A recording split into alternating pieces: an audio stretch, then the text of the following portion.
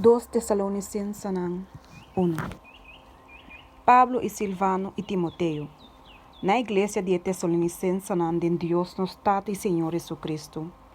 Graças seja convosco e paz de Deus Tata e de Senhor Jesus Cristo. Agradecimento e oração.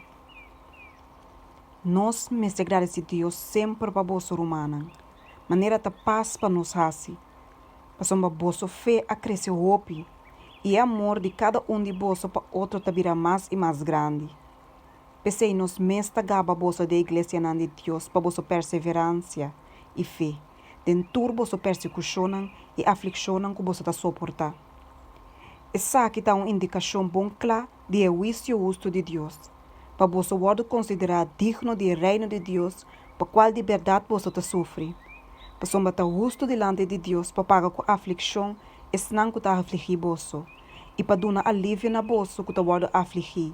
E na nós também, ora Senhor Jesus, word manifestar for de cielo que o ángel não poderoso de candela torna flama, para dar pago merecido na estanco não conhecer Deus, e na estanco não obedecer o evangelho de nosso Senhor Jesus. E essa que não lo paga é castigo do perdição eterno. Leu for a presença do Senhor e de glória de seu poder. Ora que é bem para o glorificar em seu santo nome riba e dia e para o admirador de todos não que aquele, para zomba bosso aquele nos testemunho de nana bosso.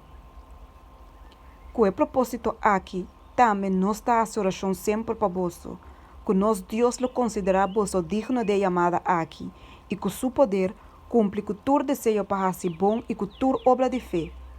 Para em nome de nosso Senhor Jesus, guardo glorificado em vosso e vosso dengue, segundo a graça de nosso Deus e de Senhor Jesus Cristo.